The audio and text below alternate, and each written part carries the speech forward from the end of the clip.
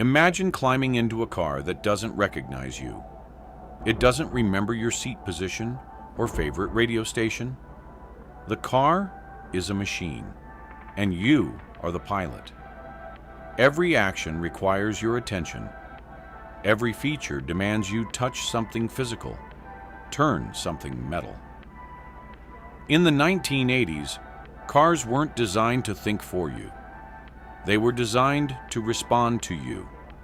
And in that response, something was created that modern vehicles have quietly erased: partnership. Today, we're walking through 12 features that once defined every car on the road. The vent window, a small triangular pane at the front of the driver's window that pivoted open. You'd push it outward, and it would catch the wind and funnel air directly into your face.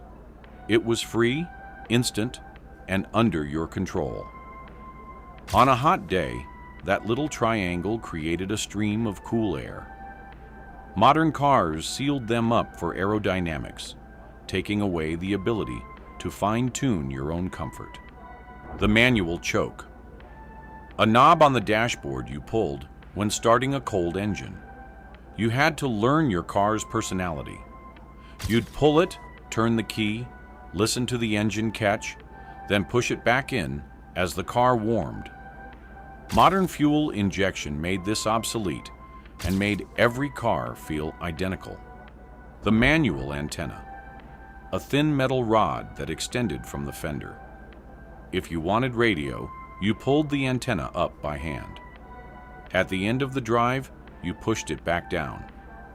Some forgot, and it would snap off in car washes. It was inconvenient, but listening to music was a decision, not a default. The bench seat. The front of the car wasn't divided. It was one continuous seat from door to door. 3 people could sit up front. Couples sat close because there was nothing separating them. Modern cars replaced it with bucket seats and center consoles. They gained practicality and lost intimacy. The floor-mounted high beam switch, a small button on the floor left of the brake.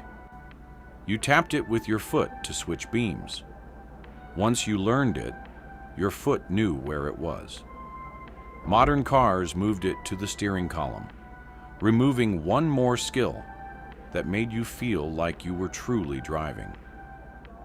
The pull-out cigarette lighter.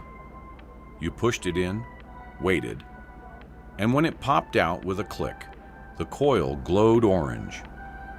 Kids used it to burn designs into rulers. It was a tiny fire source, which sounds insane now, but it was standard. Modern cars replaced it with a cold socket that charges devices but holds no memories. The hand crank window. You turned a handle to raise or lower the glass. It required effort. If you were in the back seat and wanted the window down, you had to do it yourself. The mechanism was simple and nearly indestructible. If it broke, you could fix it with basic tools. Power windows are faster, but when they fail, the repair costs hundreds. The crank window was honest.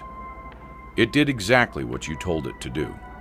The vinyl bench seat. It was slippery and cold in winter, scalding in summer. Your thighs stuck to it in shorts. It was uncomfortable and completely indestructible. You could spill anything and wipe it clean. Vinyl aged slowly. Modern interiors are softer, but wear out faster. The metal dashboard. Hard, unpadded steel covered in thin vinyl. If you hit it, it hurt. There were no airbags hidden inside, no crumple zones. The dashboard was a surface, not a safety system. It reflected heat in summer and radiated cold in winter. Modern dashboards are softer and safer, but they've also lost their simplicity. The old dash was a flat plane with a few dials. That was all you needed. The map light. A single overhead bulb with a plastic cover. You flipped a switch. and it illuminated the interior in weak yellow light. If you were reading a map at night, you had to hold it close and squint. It wasn't bright enough, but it worked. When you turned it off, the car went completely dark. Modern cars have ambient lighting everywhere. The old map light made darkness feel like the default, and light feel like a choice. The analog odometer, a series of numbered wheels that clicked forward with every mile. You could hear it turn over. You could watch the numbers roll. When you bought a used car, you checked the odometer to see if it had been tampered with. Modern digital displays are more accurate, but they don't give you the satisfaction of watching a milestone approach. You can't wait for it to roll over to 100,000 miles and feel the click when it finally does. The ignition key that did everything. One key unlocked the doors, opened the trunk, and started the engine. You put it in the ignition, turned it, and the car came to life. You felt the connection between your hand and the starter. Modern cars have proximity keys and push-button starts. You don't insert anything. You don't turn anything.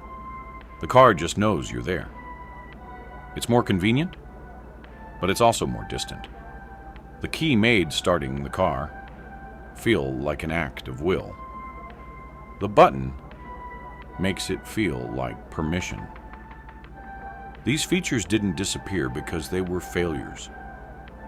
They disappeared because the world decided that convenience mattered more than connection, that efficiency mattered more than engagement. Modern cars are safer, cleaner, more reliable, but they're also less human. They ask less of you, and in return, they give you less to remember. If you ever rolled down a window with a crank, tapped the high beam switch with your foot, or pulled a choke on a cold morning, join us by hitting like and subscribing.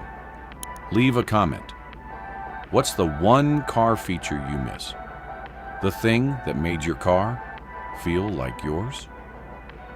The cars got better, but somewhere along the way, we stopped driving them and started riding in them.